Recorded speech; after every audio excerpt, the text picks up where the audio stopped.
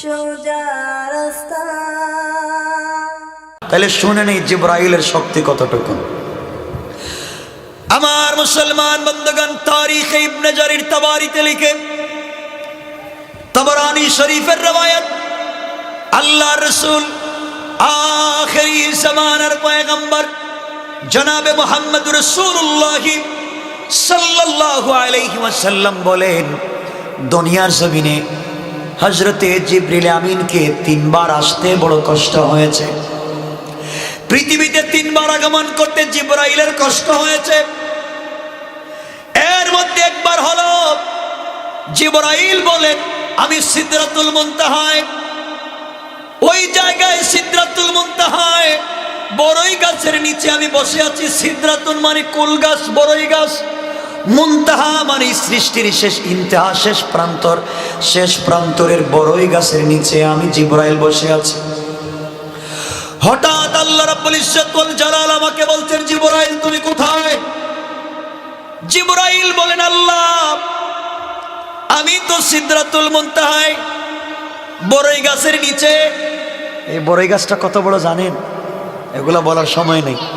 বড়ই গাছের এক একটা পাতা হাতির কানের মতো বড় বড়, আর এক একটা বড়ই 12 মণ থেকে 70 মণ ওজনের। আল্লাহু আকবার।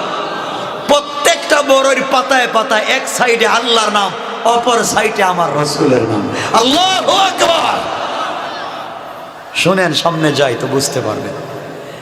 এই বড়ই গাছের নিচে জিবরাইল বলেন আমি বসা। আল্লাহ আমাকে বলতেন, ও জিবরাইল তাড়াতাড়ি যা। আল্লাহ আমি কই যাব? কই মিনায়। মিনায়? কই মিনা কই? কই মক্কায়। আল্লাহ আমি এখন সিদরাতুল মুনতাহায়।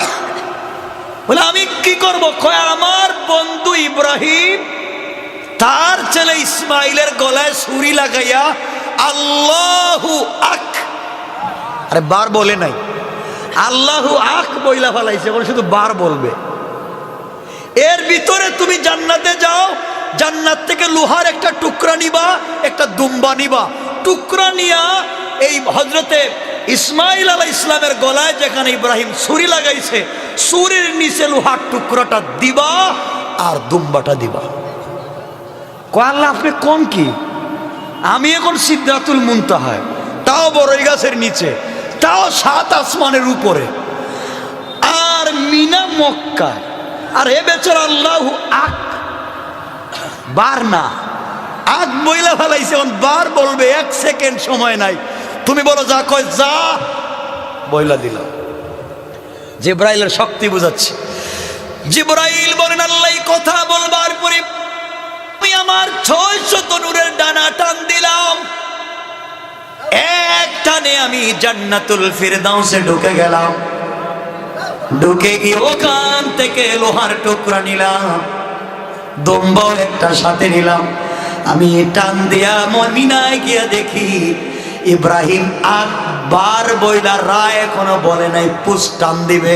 এর ভিতরে আমি তার চোরের নিচে লোহাটা বসাইয়া দিলাম। আল্লাহু আকবার। কেমন চিন্তা করতেছেন? কত পাওয়ারফুল। কারণ ইব্রাহিম আলাইহিস সালাম স্বপ্নে দেখেছিলেন সন্তানকে কুরবানি দিতে হবে, দেখছে না? দিতেছে, দিছে দেখছে না? দেখেন, স্বপ্ন বুঝেন না আপনারা। ইব্রাহিম সন্তানকে কুরবানি দিয়েছেন দেখছে না? দিতেছে, দিতেছে। পয়গম্বরদের স্বপ্ন ভুল হতে পারে না। আল্লাহ বলেন, ও জিবরাইল, আমার বন্ধু স্বপ্নে দেখছে তার ছেলেকে কুরবানি দিতেছে। কুরবানি দিতে হলে গলায় ঘষাইতে হবে। কথা কোন লাগে? তাইলে আমার বন্ধুর স্বপ্ন ভুল হতে পারে না। ওরে ঘষাইতে টান দে, পুষ দিতে সময় দে। সুতরাং ও পুষ দিবে, তুই তার নিচে লোহাটা রাইকা দিবে। বন্ধু তো মনে করবে কাটা হইছে, আসলে কিচ্ছু না। আল্লাহু আকবার। জিবরাইল বলেন, ওই দিন আমার যে কি কষ্ট। জিবরাইল বলেন, আমার প্রত্যেকটা লুমকূপের গোড়া থেকে ঘাম বের হইয়া পানির মতো পড়তেছে, কিন্তু আমি গা পৌঁছে গেছি। আল্লাহু আকবার। একদিন কয়টা গেছে? 2 নম্বর আর একদিন হলো বিশ্বনবীকে বলেন জিবরাইল, ইয়া রাসূলুল্লাহ, ইয়া হাবিবাল্লাহ, আল্লাহর পয়গম্বর 2 নাম্বার তো ওই দিন যেই দিন ইয়াকুব আলাইহিস সালামের 10 ভাইয়েরা মিলে, ইয়াকুব আলাইহিস সালামের 10 ছেলে মিলে তাদের ভাই ইউসুফকে কূপের মধ্যে ফেলে দিয়েছিল। কিসের মধ্যে? কূপের মধ্যে ফেলে দিয়েছিল। কেমনে? উলঙ্গ করে। কেমনে ফেলাইছে?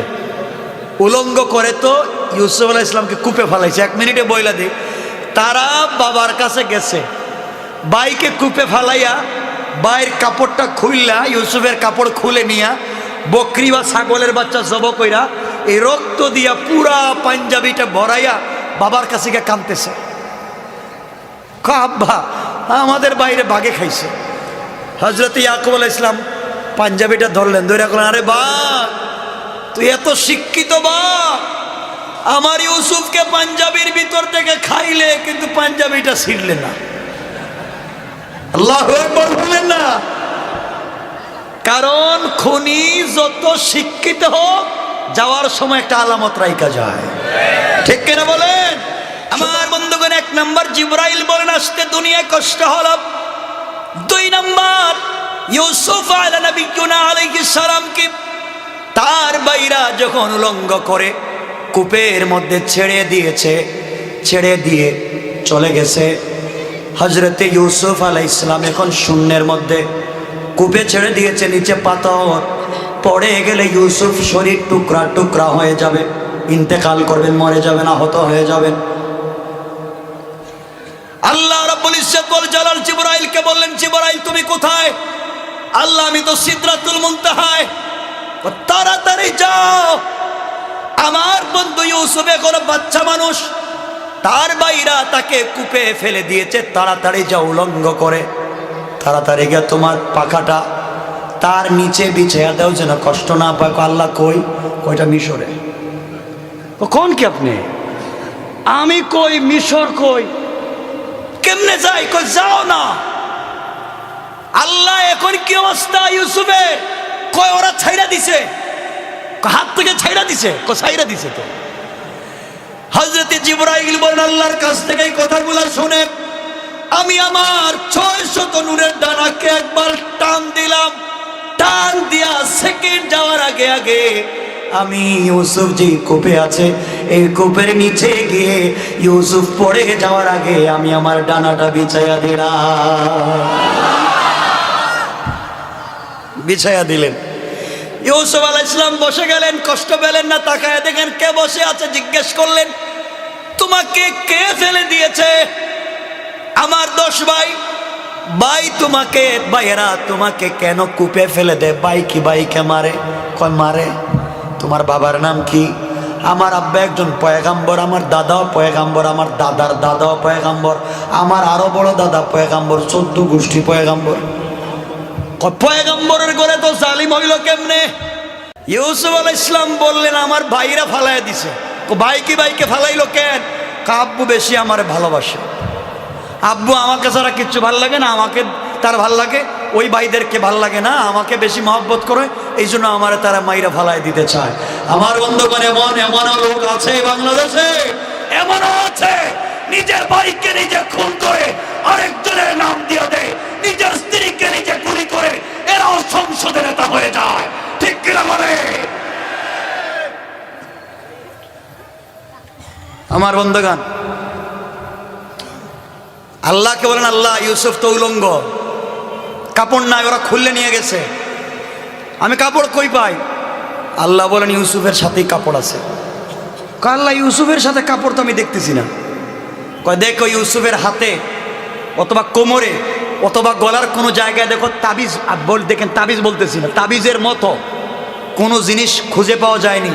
আল্লাহ পাইছি তো, কোন জায়গায় পাইছেন? তার হাদিসে লেখা নেই। কি পাইছো? আল্লাহ কবজের মতো একটা জিনিস পাইছি। কয়টা বাইর করো। আল্লাহর ভিতরে কি? কয়ের ভিতরে কাপড় আছে। সুবহানাল্লাহ বলেন। কই এত বড় কবজ, এর ভিতরে কাপড় ঢুকলো কেমনে? খুলো না। হযরত জিবরিল আমিন খুললেন, আঙ্গুল দিয়ে টান দিলেন, দিতে দেরি হয় শুধু বড় হয়, শুধু বড় হয়, বড় হতে হতে সুন্দর একটা পা থেকে মাথা পর্যন্ত জুব্বা হয়ে গেছে। জিবরিল আমিন আশ্চর্য হয় আল্লাহকে বলেন, আল্লাহ তাআলা এত বড় জুব্বায়ের ভিতরে কেমনে আসলো, আর কোত্থেকে আইলো এই কাপড়টা? আল্লাহ বলেন এই কাপড়টা হলো ফায়ার প্রুফ। ফায়ার প্রুফ বুঝেন, বুলেট প্রুফ না, ফায়ার প্রুফ মানে আগুনে জ্বলে না। আল্লাহু আকবার বললেন না? আল্লাহ তা তো বুঝলাম, কিন্তু এটা আইলো কেমনে? ফায়ার প্রুফ এর ভিতরে ঢুকলো কেমনে, ও পাইলো কেমনে? আল্লাহ বললেন, ও জিবরাইল তুমি শোনো, যেই সময় নমরুদ আমার ইব্রাহিমকে জ্বালাইয়া দিতে চাইছিল, উলঙ্গ করে আমার ইব্রাহিমকে জ্বালাইয়া ফেলে দিতে চাইছিল, ওই সময় তোমাকে দিয়া জান্নাত থেকে যেই ফায়ার প্রুফ কাপড়টা, জ্যাকেটটা তাকে পরাইয়া দিছিলাম। দীর্ঘদিন আগুনের ভিতরে থাকলো, কিন্তু কাপড় জ্বলে নাই, পশমও জ্বলে নাই, আমার ইব্রাহিমকে আগুন জ্বালাতে পারে নাই। যে আগুন ইব্রাহিমকে জ্বালাতে পারে না, যে আল্লাহর হুকুমে, এই আল্লাহ আছে না নাই? আল্লাহ বলেছেন আমি এখনো আছি, আগেও ছিলাম। আমার আল্লাহ বলেন, ওয়া মাকারু ওয়া মাকারাল্লাহ ওয়াল্লাহু খায়রুল মাকিরিন। আল্লাহ রাব্বুল ইজ্জত ওয়াল জালাল বললেন, ওরা যেইভাবে কৌশল করে দিনকে মুছে দেওয়ার জন্যে, ওরা জানে না আমি আল্লাহর কৌশল আর বড়। আমার আল্লাহ এই কথা সূরা নিসার ৭৬ নম্বর আয়াতে সুন্দর করে আল্লাহ বলেন, আমার আল্লাহ বললেন, ইন্না কাইদাশ শাইতানি কানা দাঈফা। আল্লাহু আকবার। আল্লাহ বললেন ওরা কি আর কৌশল করে, কিছু বুঝে? ওদের কৌশল তো আমি আল্লাহর কাছে মশা মাছির চাইতে দুর্বল। ওরা ৬ মাসে আগুন জ্বালাইয়া আমার ইব্রাহিমকে জ্বালাইতে চায়। আমি আগুনকে বলছি, আগুন ইয়া নারু কুনি বারদাও ওয়া সালাম, শুধু এয়ার কন্ডিশন, শুধু ঠান্ডা হলে হবে না, এয়ার কন্ডিশন হয়ে যাও, না শীত উষ্ণ, ঠান্ডাও না গরমও না, আমার বন্ধুর যেন কষ্ট না হয়। আর জিবরাইল খাবার নিয়ে যাও। যে আল্লাহ আগুনে বসাইয়া জামাইয়া ধরে খাওয়াইতে পারে, এ আল্লাহ তোমারে আমারে খোল নাই বাঁচাইতে পারবে না। কথা বলেন না কেন? দিনের দাওয়াত দিলে কষ্ট পাইলে বাঁচাতে পারবে না। আল্লাহ কাপড়টা কি করবো? আমার ইউসুফরে পরাইয়া দাও। কেমনে পাইলেন? ইব্রাহিম আলাইহিস সালাম এই কাপড়টা বরকত হিসাবে নিজের ছেলে ইসহাককে দান করেছিলেন। ইসহাক বরকত হিসাবে এই কাপড়টা ইয়াকুবকে দান করেছিলেন। ইয়াকুব বরকত হিসাবে তার ছেলে ইউসুফকে দিয়েছিলেন। সুবহান। কয়বার? কয়টা গেছে?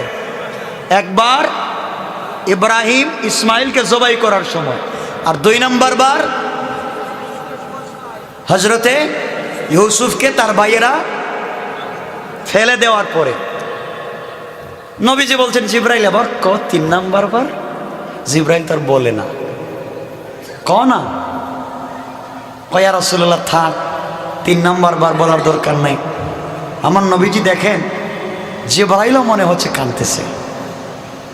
জিবরাইল কেন ৩ নাম্বার? ৩টাতে বলছো, বলো না ৩ নাম্বার বার কি?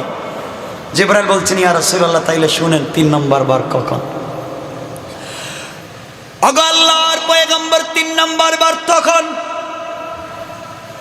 যেই বৎসরে আপনার স্ত্রী মা খাদিজাতুল কুবরা ইন্তেকাল করলেন, যেই বৎসরে আপনার চাচা ইন্তেকাল করলেন,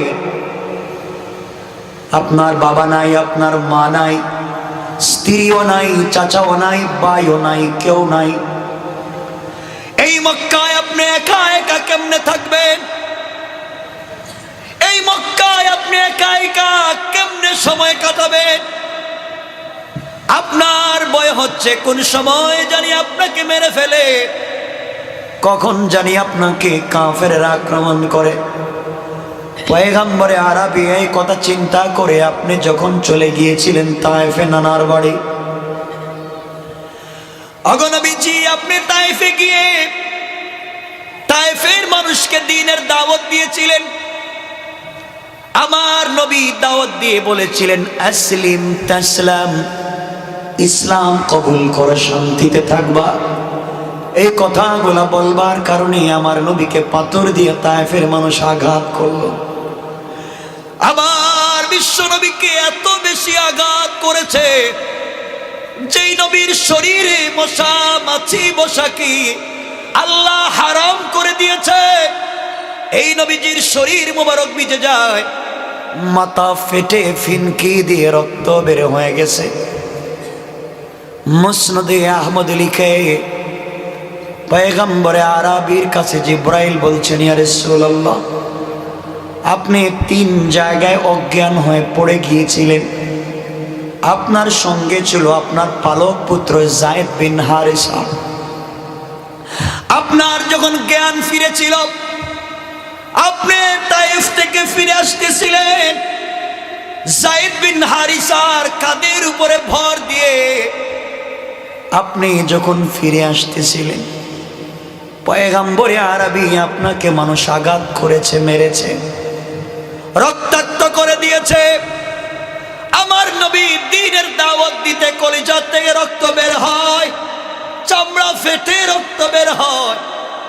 আজকে আমি তুমি দ্বীনের দাওয়াত দেই, আমার মুসলমান বন্ধুগণ।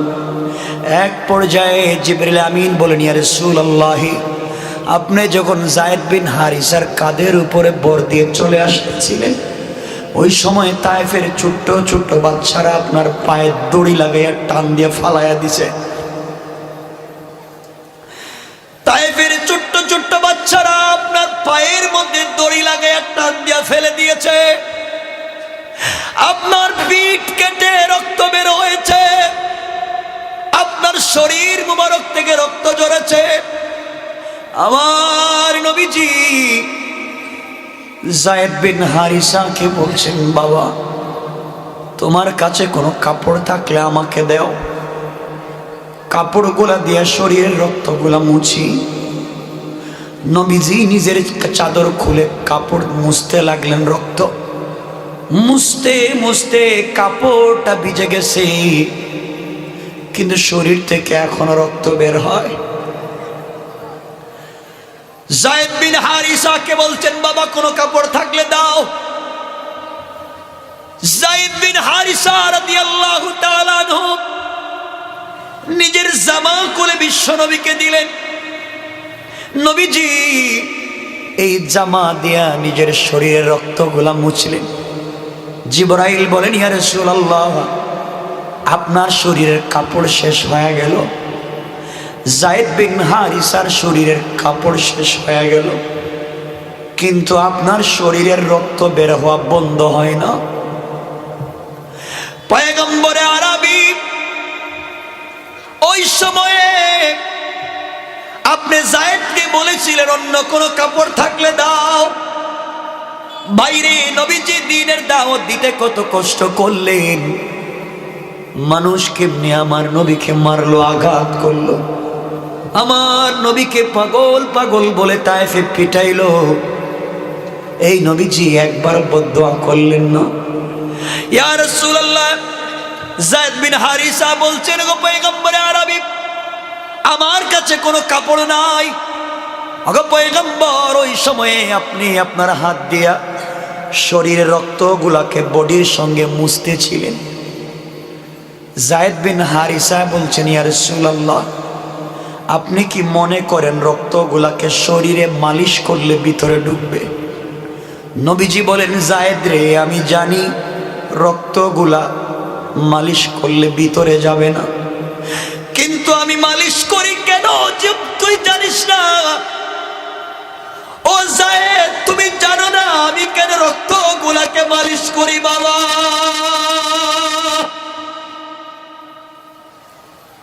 তায়েফের মানুষ আমাকে চিনে নাই, আমাকে আঘাত করেছে, আমার শরীর থেকে রক্ত জড়িয়েছে, আমি আমার কাপড় দিয়ে রক্তগুলাকে মুছে ফেলেছি। জানিস নি কেন হাত দিয়ে রক্তগুলাকে মালিশ করি? তায়েফের মানুষ যদিও আমাকে চিনে নাই, কিন্তু তায়েফের মাটি আমাকে ভালো করে চিনে। আমার শরীরের এক ফোঁটা রক্ত যদি মাটিতে পড়ে যায়, তাহলে গোটা তায়েফে কিয়ামত কায়েম হয়ে যাবে। আমার রক্তের লোড তায়েফের মাটি বহন করতে পারবে না। তায়েফের মাটি চিৎকার করে কাঁদবে আর ভূমিকম্প দিয়ে এদেরকে ধ্বংস করে দিবে। বিভিন্ন ফেরেশতারা এসে আমার নবীকে বলছেন, পয়গম্বরে আরবি আপনি বলেন এদেরকে পিটাই, দুইটা পাহাড় একত্রিত করে জনমের মতো হত্যা করে ফেলি, শিলাবর্ষণ করে ধ্বংস করে ফেলি। আল্লাহর পয়গম্বর জবাব দিলেন, আল্লাহুম্মা গফির লিকওমি ফাইন্নাহুম লা ইয়ালামুন। ও ফেরেশতারা, তোমরা তায়েফবাসীকে মাইরো না, ওরা আমার জাতি, আমাকে চিনে নাই, আমি মাফ করে দিলাম। আল্লাহু আকবার।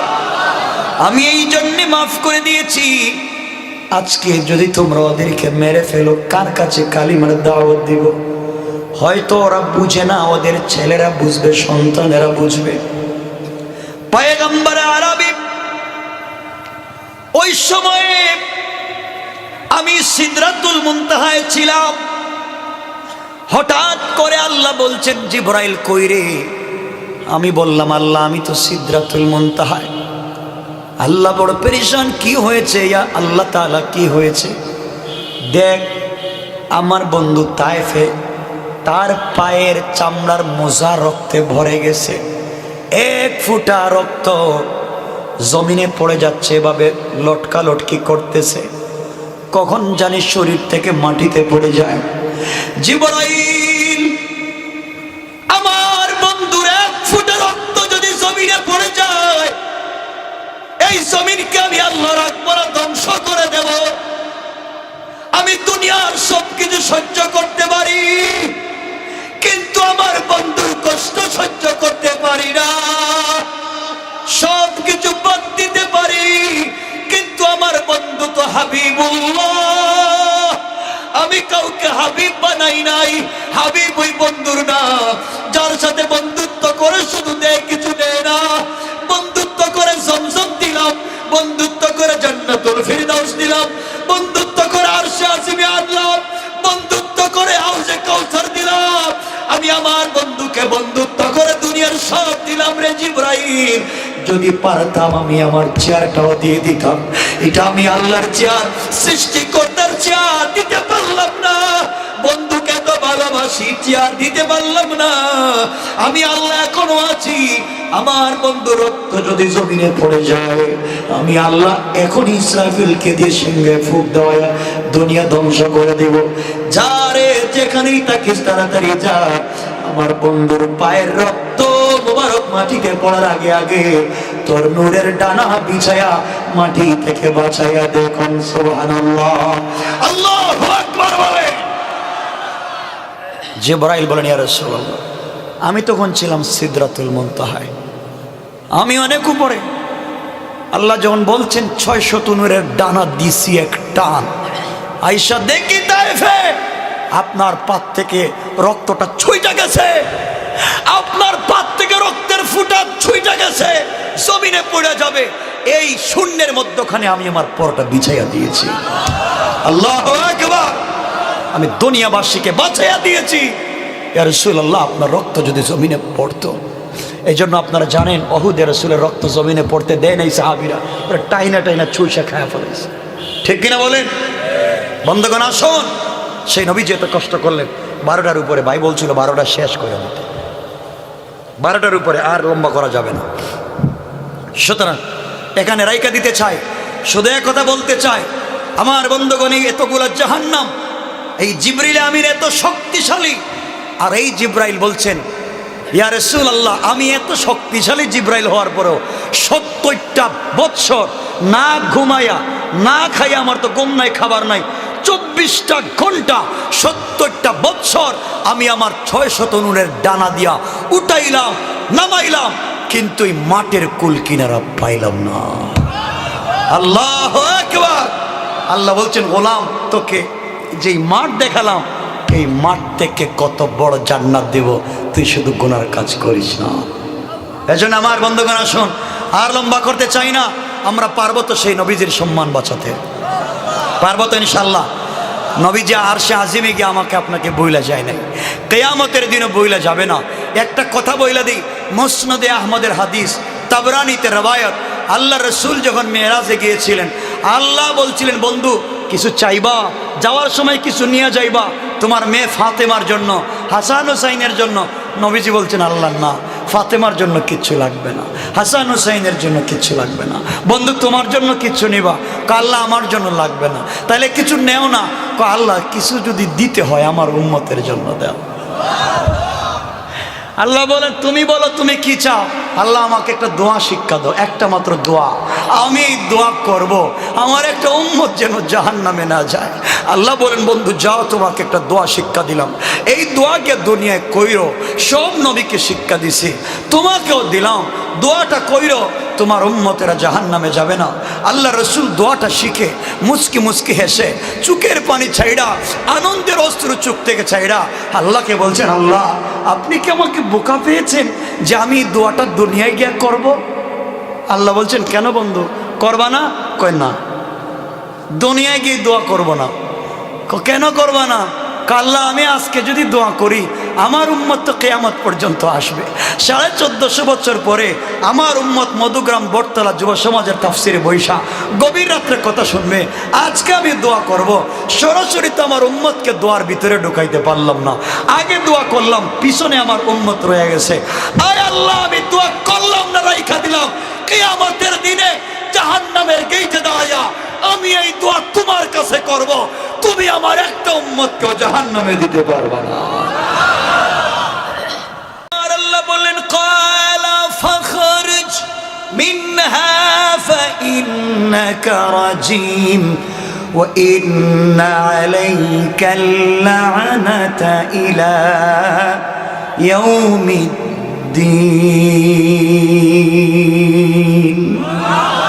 আল্লাহ রাব্বুল ইজ্জত ওয়াল জালাল বললেন, এই ইবলিস তুই বের হয়ে যা, আমি আল্লাহ তোকে আজকে থেকে বিতাড়িত করে দিলাম, তুই আমার সামন থেকে বের হয়ে যা। বিতাড়িত করে দিয়েছি একদিনের জন্য না, আমি আল্লাহ তোকে কিয়ামতের দিন পর্যন্ত আমি আল্লাহ অভিসম্পাত করে অভিশাপ দিয়ে তোকে বিতাড়িত করে দিলাম। এর একটাই কারণ, তুই বললে আমার রুচি ঠিক নাই, আমি সেজদা করতে বললাম, বাপ ধরে অহংকার করে আমার একটা কথা মানলে না। আল্লাহকে তো সেজদা দেওয়ার পরে একটা কথা না মানবার কারণে আল্লাহ যদি শয়তানকে বের করে দিতে পারে, আমরা আল্লাহর কত কতগুলা হুকুম মানি না, আমরা তো এর চাইতে আরো বড় শয়তান হয়ে আছি, কোন ঠিক কিনা? শুধু অনুবাদটা বুঝেন, অনুবাদ শেষ হলে আপনাদেরকে বোঝায় দেব। শয়তানকে আল্লাহ বলছেন বের হয়ে যা, কয়দিনের জন্য? দেখেন আল্লাহ কিন্তু ফিরে আসার সুযোগ দেন, শয়তানের জন্য দরজা বন্ধ করে দিয়েছেন। তুই ভাব ধরলে, অহংকার করলে, যা, কিয়ামত পর্যন্ত তোর দরজা বন্ধ। কেন? কেন? অহংকার করেছে। কি করেছে? আচ্ছা, এখন শয়তান কি বলে শুনেন। শয়তান আল্লাহকে বলে, ক্বালা রাব্বি ফাআনজিরনি ইলা ইয়াউমি ইউবআসুন। শয়তান আল্লাহকে বলে, হে আমার পালন কর্তা। কে বলতেছে? আর শয়তান কি বলতেছে? ক্বালা রাব্বি, হে আমার রব। শয়তান, তাহলে শয়তান বুঝে যত শয়তানি করি, রব কিন্তু একজন। কথা বলেন না কেন? শয়তান আল্লাহকে বলছে, হে আমার রব, আপনি আমাকে যেহেতু বের করে দিয়েছেন, আপনি আমার হায়াতটা কিয়ামত পর্যন্ত বাড়াইয়া দেন। কাকে বলছে? শয়তান। শয়তান ভালো করেই জানতো আমি যতই শয়তানি করি হায়াত মুত কার হাতে। তাহলে শয়তানও আল্লাহরে মানতো। কথা কয় না? না মানতো না? আরে ডাইরেক্ট শয়তান বলছে ক্বালা রব্বি, হে আমার রব। তাহলে এখান থেকে বোঝা গেল শয়তান আল্লাহকে মানতো না। শয়তান আল্লাহকে অস্বীকার করেছে? শয়তান বুঝছে যে আল্লাহর কাছেই চাওয়া লাগবে, যা শয়তানি করি, বুঝেন ভালো করে, যা শয়তানি করি আল্লাহই হায়াত দে, আল্লাহর কাছে চাইলো। আল্লাহ কি জবাব দিলেন দেখেন। আমার আল্লাহ বললেন ক্বালা ফাইন্নাকা মিনাল মুনজারিন ইলা ইয়াউমিল ওয়াক্তিল মা'লুম। আল্লাহ রাব্বুল ইজ্জত ওয়াল জালাল বললেন শয়তান রে, কিয়ামতের দিন পর্যন্ত তুই আমার কাছে সময় চাইলে আমি আল্লাহ তোর কথাকে গ্রহণ করে নিলাম এবং তোর হায়াতকে আমি আল্লাহ কিয়ামত পর্যন্ত বাড়াইয়া দিলাম। তাহলে বোঝা গেল শয়তানও আল্লাহর কাছে চাওয়ার পরে আল্লাহ শয়তানের কথা শুনেছেন। কথা বলেন না কেন? আমরা কি শয়তানের চাইতে খারাপ? কথা কয় না। তাহলে আমাদের কথা আল্লাহ শুনবেন না? হ্যাঁ, শয়তানের কথা যদি শুনে শয়তানের হায়াতকে কিয়ামত পর্যন্ত আল্লাহ বাড়িয়ে দিতে পেরেছেন, আমাদের কথা শুনবেন না? তাহলে আমরা বলতে পারি না, শয়তান তো কত সুন্দর করে বলছে কালা রব্বি, হে আমার রব। আমরা তো আল্লাহকে ঠিক মতো ডাকতে পারি না, এবার শয়তান আল্লাহকে বলছে, আল্লাহকে বলছে শোনেন আল্লাহ, তুমি আমারে শয়তান বানাইছো, হায়াত কিয়ামত পর্যন্ত বাড়াইয়া দিছো, তাহলে এবার শোনো। আল্লাহর কাছ থেকে হায়াত নিয়ে এখন আল্লাহকে হুমকি দেয়।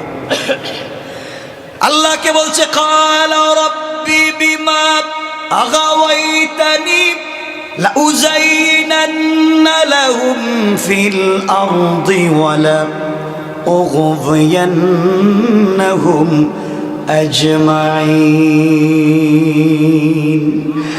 আল্লাহ রাব্বুল ইজ্জত ওয়াল জালালকে বলছে শয়তান, হে আমার পালনকর্তা, আবার বলছে ক্বালা রব্বি, হে আমার রব, আপনি শুনেন, আমাকে কিয়ামত পর্যন্ত হায়াত বাড়াইয়া দিয়েছেন। আমি জানতে চাই আপনি জাহান্নাম কয়টা বানাইছেন? আল্লাহ কয় 7টা, মানে 7টা স্তরে বানাইছি জাহান্নাম। কয় 7টা স্তরে মাত্র জাহান্নাম বাড়াইতে পারেন? ও কেন? কয় আমার হায়াত যেহেতু বাড়াইয়া দিছ, জাহান্নাম বাড়াও, একটারেও জান্নাতে যাইতে দিব না, সবগুলারে ধোঁকা দিয়া জাহান্নামে বাড়াইয়া দিব। আল্লাহর হুমকি দেয়, কয় হায়াত যখন বাড়াইছো তাহলে সবগুলারে ধোঁকা দিব। কয় কেমনে দিবে? কয় দিব বললাম তো। আল্লাহ কয় দে। আবার কাঁদতেছে। আল্লাহ কয় কান্দিস কেন? কয় আল্লাহ ধোঁকা তো দিব বলছি, রক্তে রক্তে ধোঁকা দেওয়ার সুযোগ তো। আল্লাহ কয় দিলাম। আল্লাহ ঘুমাইলেও যেন ধোঁকা দিতে পারে, কয় দিলাম। আল্লাহ জাগ্রত থাকলেও যেন ধোঁকা দিতে পারে, কয় দিলাম। আল্লাহ ডাইনে বামে সামনে পিছে যেদিকে চাই এদিকে যেন ধোঁকা দিতে পারি, আল্লাহ কয় দিলাম। কয় আল্লাহ এত কিছু সুযোগ দিছেন, একটারও পাইবেন না, জাহান্নামের জান্নাতের দরজা বন্ধ করে দাও, কাউরে পাইবেন না, সবগুলারে ধোঁকা দিব। আল্লাহ কয় যা দে। হুমকি দিছে কারে? আমার আল্লাহ বললেন ইল্লা ইবাদাকা মিনহুমুল মুখলাসিন। আল্লাহ রাব্বুল ইজ্জত ওয়াল জালাল বললেন শয়তান রে, সবাইকে ধোঁকা দিতে পারবে মনে করলে, কিন্তু মনে রাখিস যারা আমি আল্লাহর পাক্কা বান্দা হয়ে গেছে তুই কখনো তাদেরকে ধোঁকা দিতে পারবে না। কোন সুবহানাল্লাহ। এটা আমার সঠিক পথ, তুই ধোঁকা দিতে পারবে না। আল্লাহ রাব্বুল ইজ্জত ওয়াল জালাল এই কথা বললেন। শয়তান বলছে আল্লাহ কি মনে করেন ধোঁকা তো দিব? বলে কেমনে? সারাদিন, সারা জিন্দেগি। আল্লাহ বলে শয়তান তাইলে শোন, আমি যদি কাউকে 100 বছর হায়াত দেই, আর যদি তুই 99 বছর 11 মাস 29 দিন ধোঁকা দিতে পারিস, আর এই 99 বছর 11 মাস 29 দিন ধোঁকা দিয়া যদি তুই শয়তান বানাস, আর আমার কোন গোলাম মরে যাওয়ার মাত্র আধা ঘন্টা আগে তওবা করে, আমি আল্লাহ এই 99 বছর 11 মাস 29 দিনের গুনাহকে মাফ করে জান্নাতের ওয়াদা দিয়ে দেব। তুই পারলে আটকা। আল্লাহ আমার জন্য তোমার জন্য শয়তানের সঙ্গে চ্যালেঞ্জ দেয়, আমার জন্য তোমার জন্য। আজ তুমি আর আমি সেই রবকে চিনি না। কষ্ট হচ্ছে আপনাদের? তুমি আর আমি সেই রবকে চিনি না। আমার বন্ধুগণ, এজন্য মুসলমান আপনাদেরকে বলতে চাই, আল্লাহকে চিনেন। পারবেন তো ইনশাআল্লাহ? আল্লাহকে চিনেন, আল্লাহকে চিনে কবরে যান। আল্লাহ কোন জিনিসের নাম শোনো। আমার বন্ধুগণ, আমার নবীর সঙ্গে আল্লাহ বন্ধুত্ব করেছেন। আমার নবীকে মাঝে মাঝে আল্লাহ ডাক দিয়ে বলতেন, ইয়া আইয়ুহাল মুজাম্মিল, ইয়া আইয়ুহাল মুদাসসির, কুম ফানজির, ওয়া রাব্বাকা ফাকাব্বির, ওয়া সিয়াবাকা ফাতাহির। ও চাদরওয়ালা চাদর খোলো, কম্বলওয়ালা কম্বলের নিচ থেকে বের হও। ওগো আমার পয়গম্বর, ফাতেমা ঘুমিয়ে আছে, তোমাকে দেখবে না। খাদিজা ঘুমিয়ে আছে, কম্বলের নিচে শোয়া দাও, তুমি কম্বলের নিচ থেকে বের হও। আয় আমার বন্ধু, আল্লাহু আরশে ইস্তাওয়া, আমি তো আরশে আসিমের উপরে, তুমি এখানে কম্বলের নিচে শুয়ে আছো। আমার ভাল লাগে না তোমার সাথে আমার সম্পর্ক। লা তাখুযু সিনাতু ওয়ালা নাওম, আমি তোমার সাথে কথা বলার জন্য ঘুমাই না, আর তুমি খাদিজার সঙ্গে ঘুমিয়ে থাকবা। তুমি ঘুম থেকে উঠো, একটা বার সিজদায় গিয়ে আমাকে ডাক দাও। আমি আল্লাহ কথা দিলাম আরশে আজিমে থাকবো না, তুমি ডাক দিয়া দেখো মিন হাবলিল ওয়ারিদ, তোমার গলার চাইতে রগের চাইতে আরো কাছে সিজদায় গেলে তোমার দরজায় আমি আল্লাহ দাঁড়াইয়া থাকি। আল্লাহ বলেন, গোলাম তুই আমাকে চিনিস না, তুই আমাকে চিনিস না, তুই আমাকে জানতে পারলি না আমি কে। এজন্য আমার বন্ধুগণ শুনেন, আল্লাহকে চিনো। আল্লাহ রাব্বুল ইজ্জত ওয়াল জালাল বলেছেন, গোলাম তুই যত গুনাহ করতে পারিস কর, যা করতে পারিস কর, কিন্তু মনে রাখ আমার কাছে আশা লাগবে। গোলাম গুনাহ হয়ে গেছে যদি বুঝতে পারিস, অন্তরের ভিতরে অনুশোচনা এনে তুই একটা বার আমি আল্লাহকে আল্লাহ বলে ডাক দে। ডাক দিয়ে দেখ, তোর সমস্ত গুনাহ জমা করলে হয়তো আটলান্টিক মহাসাগর পরিমাণ হবে। তুই একটা বার আমাকে ডাক দিয়ে দেখ, আমি আল্লাহ আসমান জমিন পরিমাণ রহমত নিয়ে তোর দরজায় হাজির হয়ে যা।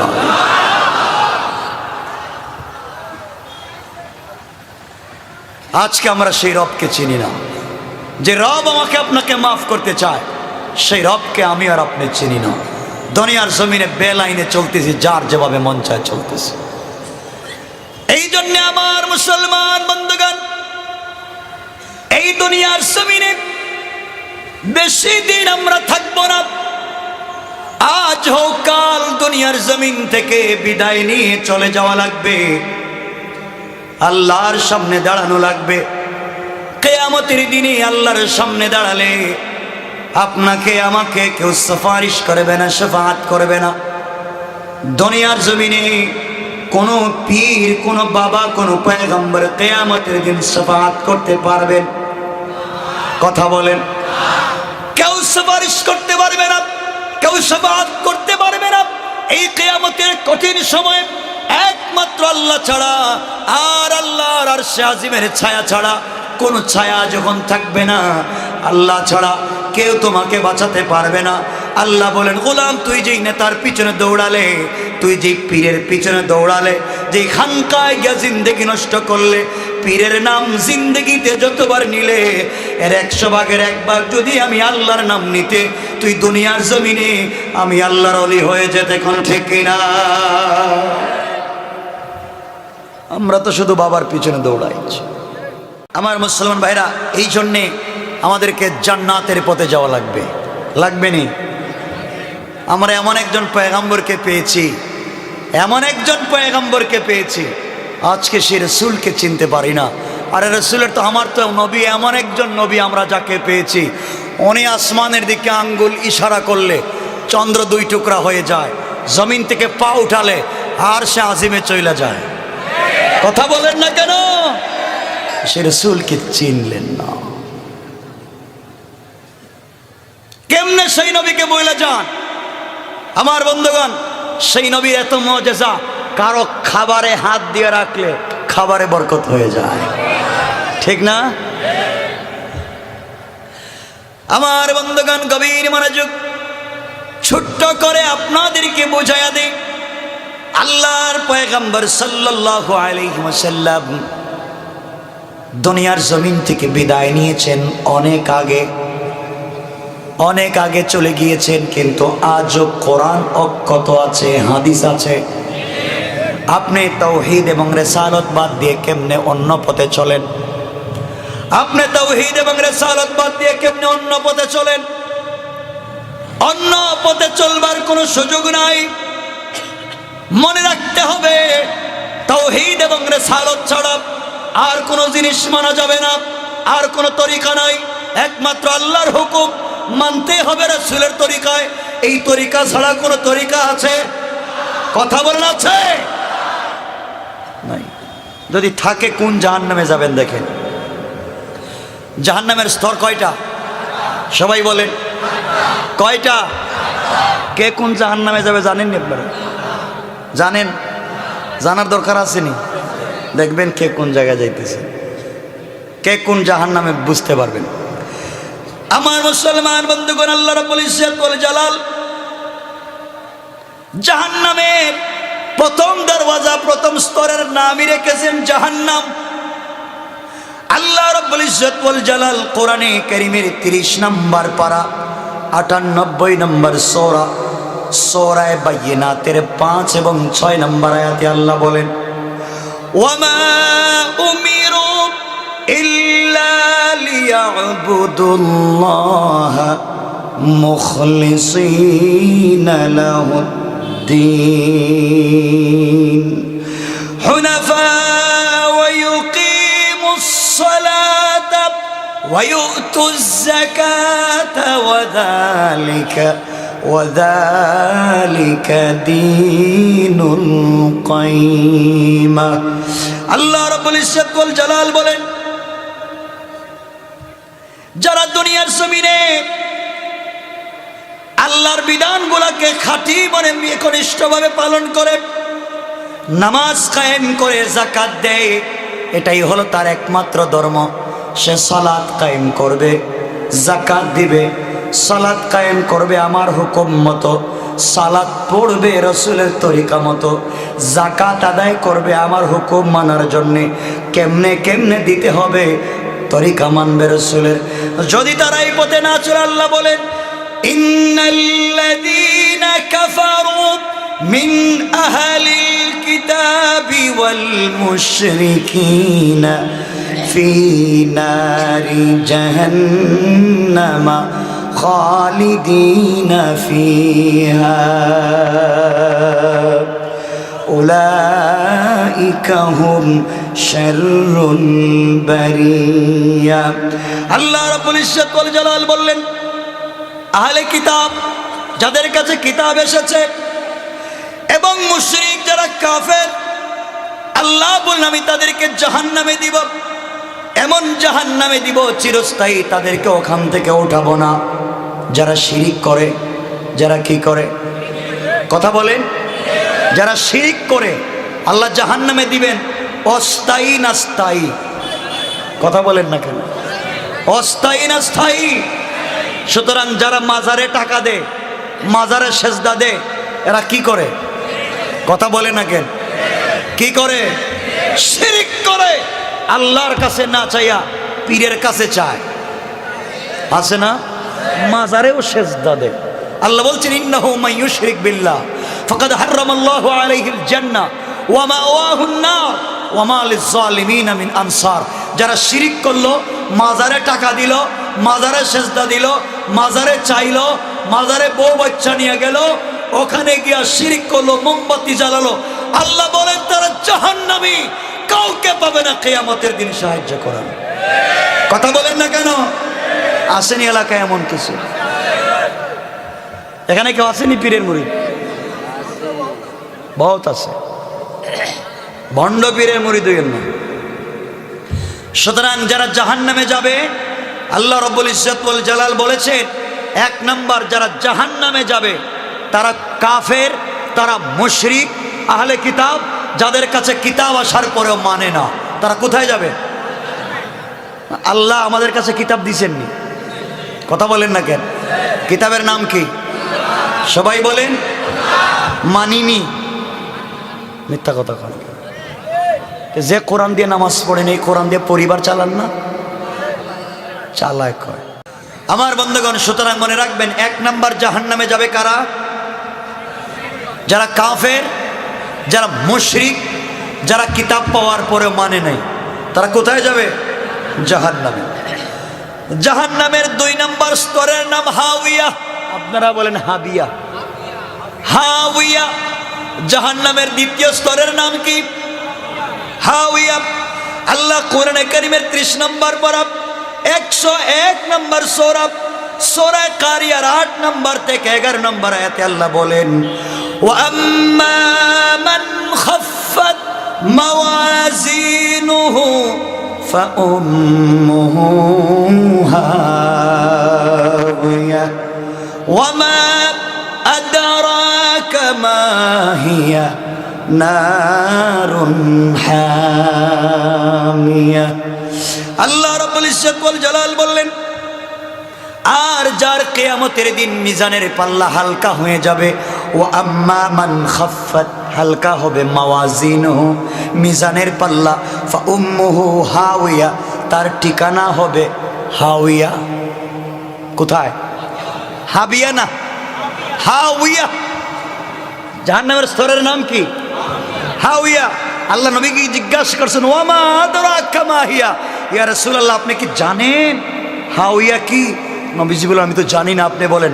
আল্লাহ বলছেন, নারুন হামিয়া, এটা এমন এক জাহান্নাম যেখানে অগ্নি আমি জ্বালাইয়া রাখছি আর জ্বলতে থাকবে, যতদিন আমি আছি ততদিনও আগুন আছে। কথা বুঝতে পেরেছেন? কারা যাবে কিয়ামতের দিন হাওয়ায়? যাদের পাল্লা, এ কথাটা সহজ করে বুঝিয়ে দিলাম, যাদের পাল্লা কি হয়ে যাবে? হালকা কেন হবে? নামাজ পড়ে সুদ খায়, নামাজ পড়ে ঘুষ খায়, নামাজ পড়ে মিথ্যা বলে, নামাজ পড়ে গীবত করে, নামাজ পড়ে চুরি করে, নামাজ পড়ে জেনা করে, নামাজ পড়ে গরিবের হক মারে, নামাজ পড়ে ইয়েতিমের বাড়ি দখল করে, নামাজ পড়ে কালবারের টাকা খায়, নামাজ পড়ে রাস্তার টাকা খায়, নামাজ পড়ে বৃদ্ধের বাতার টাকা, বিধবার বাতার টাকা, বাচ্চাদের স্কুলের দুধের টাকা, মসজিদ মাদ্রাসার টাকা যারা মাইরা খায়, ঠিক কিনা বলেন? তারা কোথায় যাবে? আমার বন্ধুগণ, সুতরাং জাহান্নামের 2য় স্তরের নাম কি? সবাই বলেন। কারা যাবে? কারা যাবে? যারা যাদের পাল্লা হালকা হবে। হালকা কার হবে? এমন অনেক হাজী সাহেব এখানে আছেন, হজ করছেন 5 বার, সন্তানের হক, ছেলেদেরকে সম্পত্তি ঠিক মতো বন্টন করে দিছেন, কিন্তু নিজের মেয়ের সম্পত্তি দেন নাই। ছেলেদেরকে সম্পত্তি বন্টন কইরা খাবার গিলাফেদের খানতেছে, আল্লাহ সব ঠিক মতো দিয়েছি। আল্লাহ কবার কথা কন নাকি? ছেলেদেরকে দিলে মেরে ঠকাইছস, এখন আমারও ঠকাইতে আইছিস। কোন লোক আসেনি? কোথায় যাবেন? জাহান্নাম। কোন নাম? এমন অনেক লোক আছেন। আচ্ছা, ডোন্ট মাইন্ড, রাগ করতেছেন আপনারা আমার কথা? আর একটু একটু না বললে পরে তো বুঝবেন, শুধু নামটা বইলা বইলা জায়গা শুনেন। আচ্ছা, এখানে কারা বিয়ে করছেন? একটু হাত উঠান। বিয়ে করছেন? ওরে আল্লাহ, হাজার উপরে দিয়ে হাজার ভালো ভালো বিয়ে যে করছেন, করছেন তো? মানে কাজীর কাবিনের মোহরের কাগজ একটা দেয়নি? কাজীর সবুজ কাগজ কাবিনের, এখানে মোহর লেখা থাকেনি? কিছু কয় না কেন? থাকে। মোহরের টাকা দিছেন?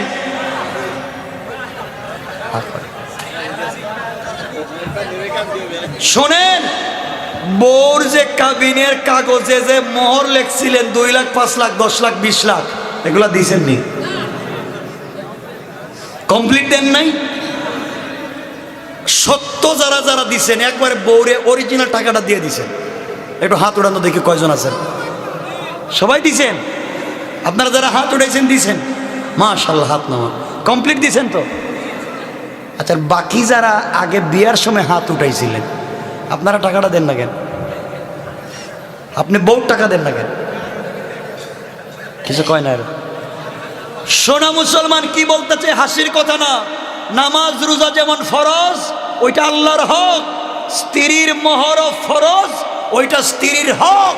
নামাজ না পড়লে যেমন আল্লাহর হক নষ্ট করলে জাহান্নামী, স্ত্রীর হক না দিলেও জাহান্নামী। কথা বলেন না কেন? দেন না কেন টাকা? হ্যাঁ, টাকা দেন না কেন? মাফ করে দিছে, বহুত ভালো। খুলনার মহিলারা বহুত ভালো, মাফ করে দিছে না? কারে কারে দিছে একটু হাত ওঠান তো দেখি। মাফ পাইছেন তো আপনারা? যারা হাত উঠাইছেন একটা কথা বলেন তো আমাকে, আপনারা পুরুষ না হাফ লেডিস? লজ্জা করে না বউর কাছে গিয়ে মাফ চান? কিরে, বউর কাছে মাফ চায়, কত বড় হাফ লেডিস চিন্তা করে। এমনি তো বাহিরিয়া রাস্তায় কি নেতার বক্তব্য দেন, আমি এক করবো সে এক করবো, আর বউ কয় কি নেতাগিরি করো, আমার কাছেই তো মাফ চাও, টাকা দিতে পারো না। মনে রাখবেন, কিয়ামত পর্যন্ত বউ মাফ করলে মাফ হয় না, কারণ ও মাফ করে না। বউ যদি সত্যিকার মাফ কইরা দেয়, আগামীকালকে তালাক দিয়া দেখেন টাকা দেওয়া লাগেনি, লাগবে নি। মাফ করছে তো দেওয়া লাগবে কেন? বোঝা গেল মাফ করে নাই, তোমাকে ঘরে ঢুকাইছে, তালাক দিয়া দেখেন না টাকা দেওয়া লাগেনি, লাগবে নি। সুতরাং টাকাটা দিয়া দিয়ে, নাইলে এই হাওয়া জাহান্নামে যাওয়া লাগবে। এজন্য মা বোনরা যারা আছেন, আপনারা টাকাটা কালকে নিয়ে নিয়েন সকালে।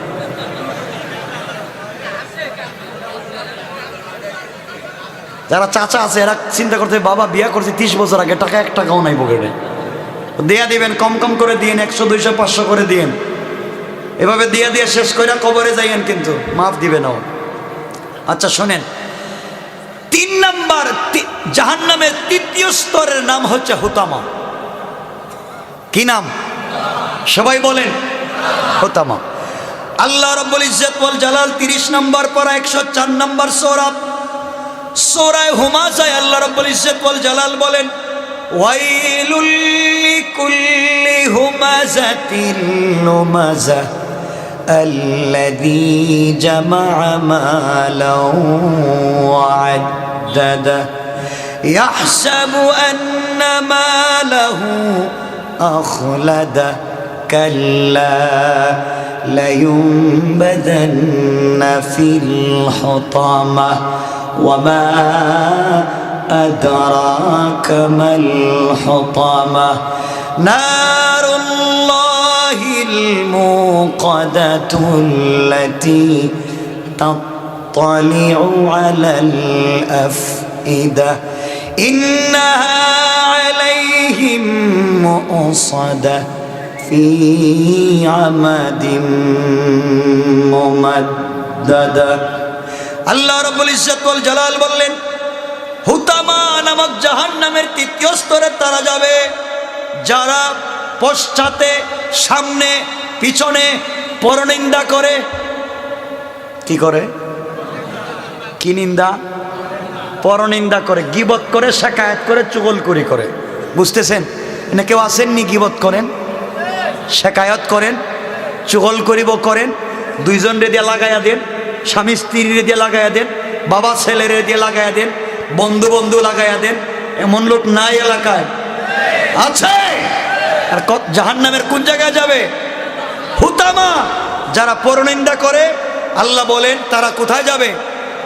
পরনিন্দা করেননি, কথা কয় না। আরে করলে আজকে ছেড়ে দিবেন তো বললাম। পরনিন্দা করেন, গীবত করেন, শিকায়াত করেন, বাদ দিয়ে দিবেন। এরপরে হুতামায় তারা যাবে যারা আল্লাযী জামা'a মালান ওয়া আদ্দাদা, যারা সম্পদ শুধু জমা করে আর গণনা করে। টাকা শুধু জমায় ব্যাংকে, নিজের মাকে দেয় না, নিজের বোনকে দেয় না, নিজের বাবাকে দেয় না, নিজের ভাইকে দেয় না, আত্মীয় স্বজনকে দেয় না, যাকাত দেয় না। সম্পদ কি করে? জমা করে, আর মনে করে ইয়াহসাবু আন্না মালাহু আখলাদা, মনে করে চিরকাল তার সম্পত্তি থাকবে। কি কয়? চিরকাল তার সম্পত্তি। সে কই যাবে? কোথায়? তাহলে শোনো মুসলমান, শোনো ডুমুরিয়ার মুসলমান, আপনাদের ডুমুরিয়া এক ভাই বাড়ি বানাইছে 3 তলা। কয় তলা? একটা তলা বানাইছে ডায়মন্ড দিয়া, আরেক তলা বানাইছে স্বর্ণ দিয়া, আরেক তলা বানাইছে রৌপ্য দিয়া। 3 তলা বাড়ি। ডিজাইন এয়ার কুলার এনেছে আমেরিকা থেকে, এয়ার কন্ডিশন এনেছে কানাডা থেকে, টাইলস এনেছে সুইজারল্যান্ড থেকে, সিরামিক এনেছে অস্ট্রেলিয়া থেকে। ডিজাইন করা বাড়ি, স্টাইলিশ বাড়ি, এত সুন্দর বাড়ি পৃথিবীতে আর নাই। গোটা দুনিয়ার মানুষ দেখতে চায়। আর ডুমুরিয়ার মধুগ্রামের যুবককে এত টাকার মালিক, হাজার হাজার কোটি টাকা দিয়ে বাড়ি বানাইছে, গোটা দুনিয়ার সোশ্যাল মিডিয়ায় সাড়া পড়েছে, গোটা দুনিয়ার মানুষ বাড়ি দেখবার জন্য ফরেনাররা ডুমুরিয়া ভইরা গেছে। এমন সময় বাড়ি উদ্বোধনের তারিখ করা হলো, আমেরিকার প্রেসিডেন্টকে দাওয়াত করা হলো, অস্ট্রেলিয়ার প্রধানমন্ত্রীকে দাওয়াত করা হলো, বাংলাদেশের প্রধানমন্ত্রী প্রাইম মিনিস্টার প্রেসিডেন্টকে দাওয়াত করা হলো। সবাই স্টেজে বসা, লক্ষ লক্ষ শ্রোতা বসা। আজকে ফিতা কাটা হবে, ডুমুরিয়ার বাড়ি উদ্বোধন করা হবে। কয়েক কোটি ক্যামেরা ফ্ল্যাশ নিচ্ছে, স্ন্যাপ নিচ্ছে। আজকে সকল চ্যানেলে দেখাবে ডুমুরিয়ার যুবকের বাড়ি, ডিজাইন করা বাড়ি, হাজার হাজার কোটি টাকার বাড়ি, টাকার টাকা, কত সুন্দর বাড়ি। মানুষ তো দেখতে চায় যুবকটা কে, ডুমুরিয়ার ছেলেটাকে কি বিজনেস করে, কার বাবা, ছেলেকে, দাদা তার কে, টাকা কোথায় পেল। এমন সময় একজন সঞ্চালক মাইক হাতে নিয়ে বলেছেন, ও ডুমুরিয়ার যুবক, এত হাজার কোটি টাকা দিয়ে বাড়ি বানাইছ, গোটা দুনিয়ার মানুষ আসছে তোমাকে দেখবে, তোমার বাড়ির ভিতরটা দেখবে। আজ ফিতা কেটে বাড়ি উদ্বোধন করা হবে, তুই দাঁড়াও আর বক্তব্য দিয়ে বলো কত টাকা দিয়ে বাড়ি বানিয়েছ। যুবক তো দাঁড়িয়েছে, মাইক্রোফোন হাতে নিয়েছে। ভাব নেই, হাতের গড়ির দাম 10 কোটি টাকা, আংটির পাথরের দাম 5 কোটি টাকা, চুকের গ্লাসের দাম 3 কোটি টাকা, পায়ের জুতার দাম 1 কোটি টাকা, টাকার টাকা। যুবক দাঁড়িয়েছে, পাবলিক আর এই ছেলে এত টাকার মালিক, শরীরের মধ্যেই তো 100 কোটি টাকার সম্পত্তি আছে। যুবক দাঁড়িয়েছে, ভাব নিয়ে বলতেছে, বাড়ি আমার, টাকা আমার, বিজনেস আমার। মাইক হাতে নিয়ে বক্তৃতা করবে আর বলবে, শুনো, ফিতা কাটা হবে, বাড়ি থাকবে, চিরকাল থাকবো আমি, মানুষ তো আমার পিছনে ঘুরবে। মাইক হাতে নিয়ে বক্তৃতা করতে গিয়েছে, যুবক জানে না তার মাইক্রোফোনের নিচে আজরাইল বসা। কথা বলেন না কেন? আজরাইল মাইক্রোফোনের নিচ থেকে আল্লাহর আল্লাহ, ও বলে টাকা নাকি তা, এক বাড়ি বানাইছে কিয়ামত পর্যন্ত থাকবার জন্য, বাপ ধরছে, টাকার টাকা, শরীরেই তো 100 কোটি টাকা। আল্লাহ তুমি বলো ওকে বক্তৃতা করার সুযোগ দিব না ফালায়া দিব? আল্লাহ কয় মাইকে কথা বলার আগে থাপ্পড় দিয়ে ফালায়া দেয়। কথা বলেন না কেন?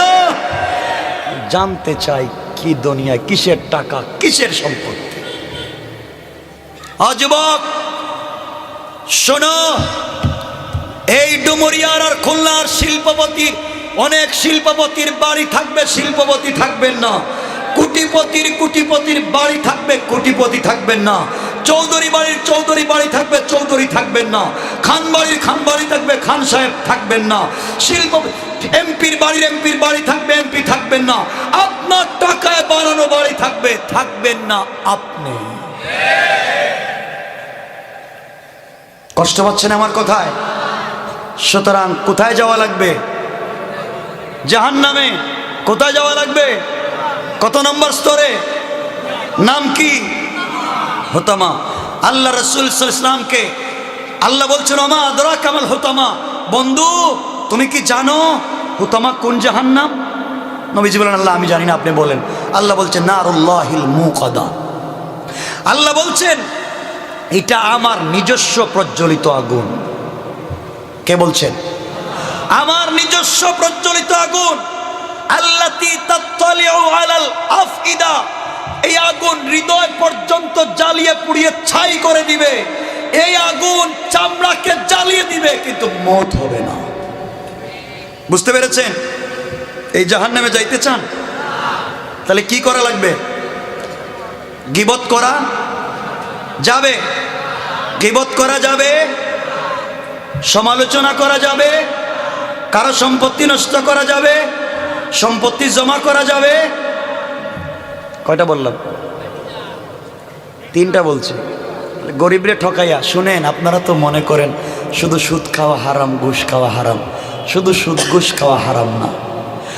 শোনো মুসলমান, শুধু সুদ আর ঘুষ খাওয়া হারাম না। গরিবরে ঠকাইয়া, এতিমের মাল নিয়া, বিধবার মাল ঠকাইয়া, গরিবের সম্পত্তি নিয়ে এই টাকা দিয়া কুরমা পোলাও বিরিয়ানি খাওয়া হারাম। ঠিক কিনা বলেন? জাহান্নামের 4র্থ স্তরের নাম হচ্ছে সাকার।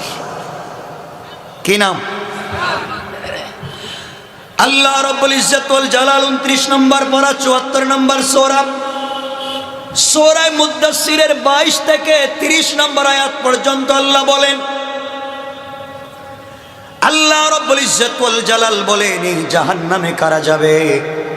আল্লাহ রাব্বুল ইজ্জত ওয়াল জালাল বলেন তারা যাবে সুম্মা আবাসা ওয়া বাসার সুম্মা আদবারা ওয়াস্তাকবার فقال إن هذا إلا سحر يؤثر إن هذا إلا قول البشر سأصليه سقر وما أدراك ما سقر لا تبقي ولا تذر لواحة للبشر عليها 19 আল্লাহ রাব্বুল ইজ্জত ওয়াল জালাল বললেন তারা সাকার নামক জাহান্নামে তারা যাবে যারা সত্য যা দেখার পরে, কোরআন সত্য জানবার পরে তার নেতা চুরি করে, তার নেতা জিনা করে, তার নেতা গরিবের টাকা মাইরা খায়, তার নেতা কালবানের টাকা মাইরা খায়, তার নেতা চুর, এটা জানবার পরেও নেতাকে মানে আল্লাহ রসুলকে মানে না। তারা গিয়া কোর্টে সত্য জানবার পরেও মিথ্যা সাক্ষী দেয়, আছে না নাই? যারা সত্য জানবার পরে কোর্টে গিয়া মিথ্যা সাক্ষ্য দেয়, যারা সত্য জানবার পরে সত্যকে মানে না, আল্লাহ রাব্বুল ইজ্জত ওয়াল জালাল বলেন তাদের কেমন জাহান্নাম দিব, যে জাহান্নামের নাম সাকার।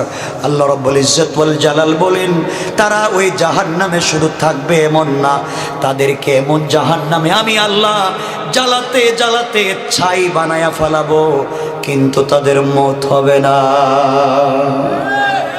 কয়টা বললাম? সবাই বলেন। 4টা। সংক্ষেপ করে করে বলে যাচ্ছি।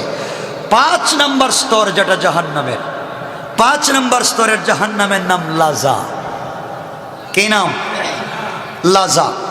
আল্লাহ রাব্বুল ইজ্জত ওয়াল জালাল 29 নম্বর পারার 70 নম্বর সূরা মাআরিজের 10 নম্বর থেকে 18 নম্বর আয়াত পর্যন্ত আল্লাহ রাব্বুল ইজ্জত ওয়াল জালাল তা বলেছেন। এই জাহান্নাম এমন এক জায়গা, এখান থেকে বাঁচবার জন্যে পাবলিক কি করবে শোনেন, মুসলমান শোনো। আল্লাহ বলেন এই জাহান্নাম থেকে বাঁচবার জন্য কিয়ামতের দিনে ওয়ালা ইয়াসআলু হামিমুন হামিমা ইউবাসসারুনহুম ইয়াওয়াদ্দুল মুজরিমু লাউ ইফতাদি মিন আযাবি ইয়াউমিইযিন বিবানি। আল্লাহ বলছেন ওই দিনে তারা এই জাহান্নাম থেকে বাঁচবার জন্য আল্লাহর কাছে বলবে, আল্লাহ আল্লাহ প্রয়োজনে তুমি আমার বন্ধু বান্ধবকে আটকায় রাইখা দাও, আমারে ছেড়ে দাও। কি বলবে? আমার বন্ধু বান্ধবরে ধরো, আমারে ছেড়ে দাও। আল্লাহ বলবেন কি কস? এরপরে বলবে আল্লাহ দরকার হলে আমার সন্তানরে রাইখা দাও। আল্লাহর কাছে বলবে ও সাহিবাতিহি ওয়া আখি, আয় আল্লাহ প্রয়োজন বুঝে তুমি আমার স্ত্রীকে আটকাও, প্রয়োজন বুঝে ওয়া আখিহি আমার ভাইকে আটকাও, ওয়া ফাসিলাতিহি আল্লাতী তুওয়ি প্রয়োজনে আমাদের বংশ শুদ্ধা গোষ্ঠী শুদ্ধা সবাইকে আটকাও, যারা আমাকে আশ্রয় প্রশ্রয় দিয়ে এত বড় চোর বানাইছে তাদেরকে আটকাও, এরপরে আমাকে ছেড়ে দাও। এরপরে বলবে আল্লাহ প্রয়োজন বুঝে ওয়ামান ফিল আরদি জামিআন সুম্মা ইউনজি, আয় আল্লাহ তাআলা প্রয়োজন বুঝে পৃথিবীতে যা কিছু আছে সব কিছু তুমি নেও, এরপরে আমারে বাঁচাও। বুঝতে পারতেছেন? এই জাহান্নাম থেকে বাঁচবার জন্য বলবে আল্লাহ আমার বউ নেও, আমার বাচ্চা নেও, আমার মা নেও, আমার বাবা নেও, আমার ভাই নেও, আমার নেতা নেও, সারা দুনিয়া শুদ্ধ তুমি নেও, আমারে ছেড়ে দাও। আল্লাহ বলছেন কাল্লা, কাজ হবে না। আল্লাহ বলছেন কাল্লা ইন্নাহা লাযাব। আল্লাহ রাব্বুল ইজ্জত ওয়াল জালাল বললেন না, কখনই নয়, নিশ্চয় আমি আল্লাহ তোকে ঢুকাবো লেলিহান অগ্নিতে। কেন ঢুকাবেন? নাজ্জাতাল লিশাওয়াব, আল্লাহ বলেন ওই আগুন তোর চামড়া উঠাবে আবার লাগাবে। চিন্তা করতেছেন কেন? এমন সময় ওই ব্যক্তি বলবে আল্লাহ আমার এই শাস্তি কেন? আল্লাহ বলেন তোর শাস্তির কারণ হলো তাদউ মান আদবারা ওয়া তাওয়াল্লা ওয়া জামাআ ফাআওয়া। সম্পত্তি জমা করেছিলে, গরিবকে দেশ নাই, আর তোর কাছে সত্য দিন পৌঁছে গেল, সত্যকে মানলে না।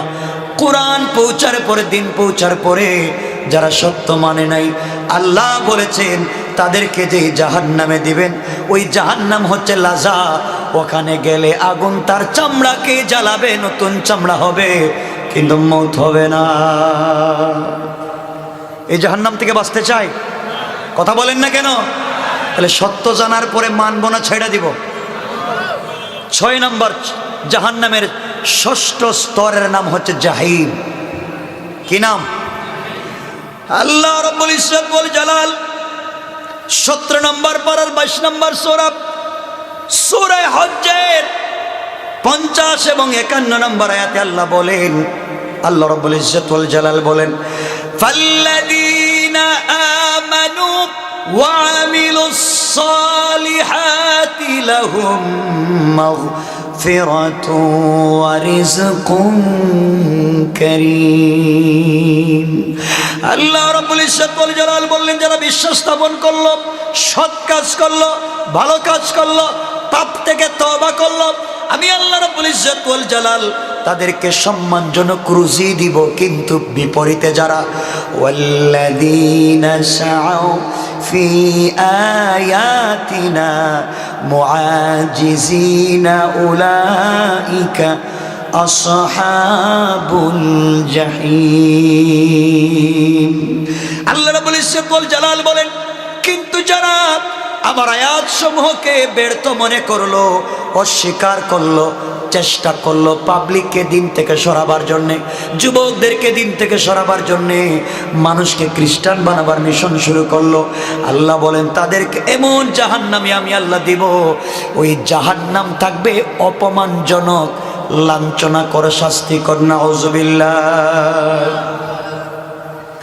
আমার বন্ধুগণ, কয়টা বললাম? 7 নম্বর স্তরের জাহান্নামে যাদেরকে দিবেন, সংক্ষেপ করে করে বলে দিচ্ছি, এই জন্য যে আপনাদেরকে কিছু কথা, 12টাও হয়ে যাচ্ছে, কষ্ট হচ্ছে আপনাদের? বললে তো আর হবে না, 12টা হয়ে যাচ্ছে, কষ্ট হচ্ছে না? না কয়। জাহান্নামের 7ম স্তরের নাম হচ্ছে সাঈর। কি নাম? সাঈর। আল্লাহ রাব্বুল ইজ্জত ওয়াল জালাল 4 নম্বর পারার 4 নম্বর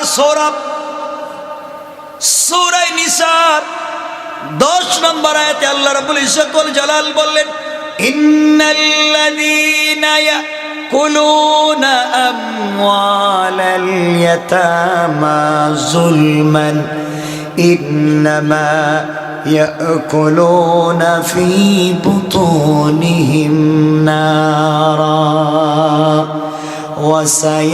وسيصلون سعيرا।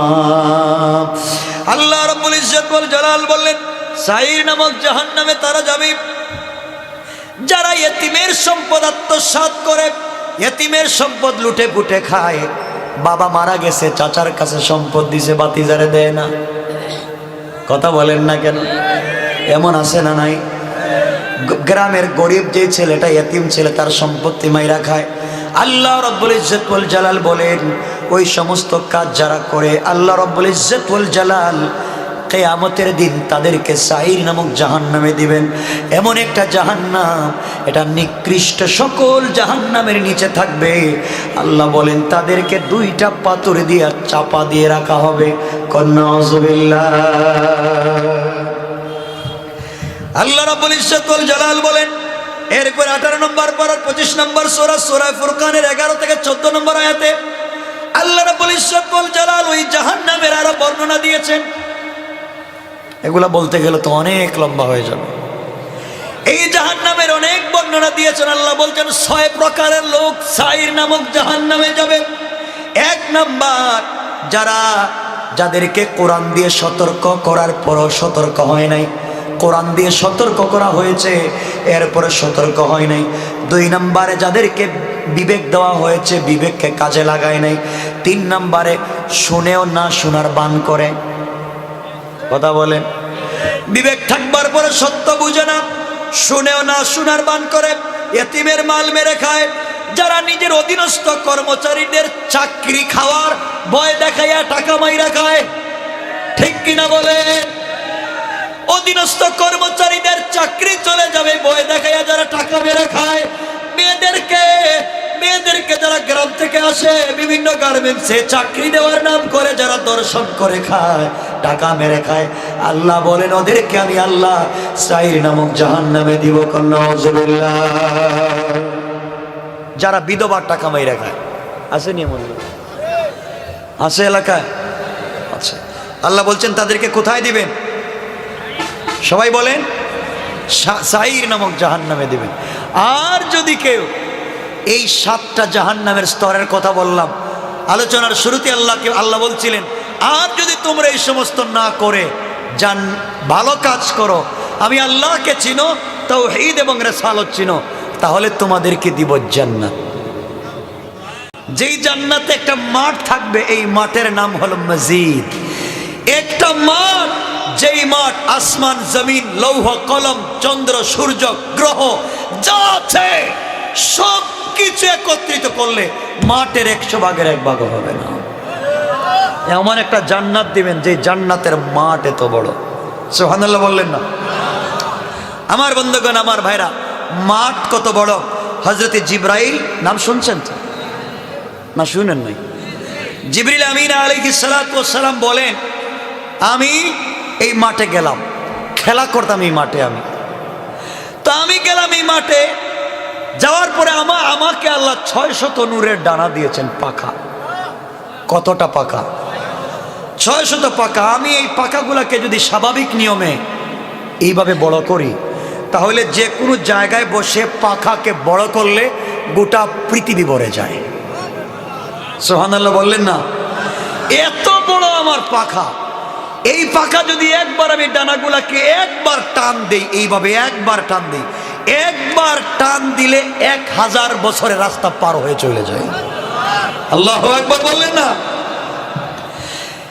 জিবরিল আমিন বলেন, এত বড় পাখা দিয়া, এত বড় ডানা দিয়া, এক টানা 70 বছর মসজিদ নামক এই মাঠের মধ্যে আমি একটানা 70 বছর উঠাইলাম নামাইলাম, আমার প্রস্রাব নাই, টয়লেট নাই, গম নাই, 70টা বছর 24টা ঘন্টা আমি আমার এই 600 নূরের পাখা উঠাইলাম নামাইলাম, দৌড়াইলাম। একবার টান দিলে 1000 বছরের রাস্তা যাওয়া যায়। এইভাবে 70 বছর দৌড়ালাম, কিন্তু এই মাটির কুল কিনারা পাই না। আল্লাহু আকবার। আল্লাহ বলছেন, গোলাম তোকে শুধু তা দিব তা না, ওয়ালাদাইনা মাজিদ, এর চাইতে আরো বেশি দিব। সুবহানাল্লাহ বললেন না? এই জিবরাইল বলেন, জিবরাইলের শক্তি কত কঠিন। এই জিবরাইল বলতেছেন, আমি এই মাঠের কুল কিনারা পাই নাই। জিবরাইল কত শক্তিশালী আপনারা জানেন? যে জিবরাইল বলছেন আমি মাটি খুঁজে পাই না, এত বিশাল মাঠ আল্লাহ দিবেন, তাহলে জান্নাতটা কত বড় চিন্তা করেন। আরে একটা জান্নাতের মাঠ যদি এত বড় হয়, তো জান্নাতটা কত বড়। সুবহানাল্লাহ বললেন না? সেই নবী তোমার আর আমার, এই নবীকে বইলে যাইও না। এই জন্য আসুন, আল্লাহ আমাদের সবাইকে কবুল করুন। সবাই বলেন আমিন। আল্লাহ যেন আমাদেরকে জাহান্নাম থেকে বাঁচায়, জান্নাতের দিকে নিয়ে যায়। সবাই বলেন আমিন। আমার জন্য দোয়া চাই, আপনাদের জন্য দিল থেকে দোয়া থাকলো। বসেন।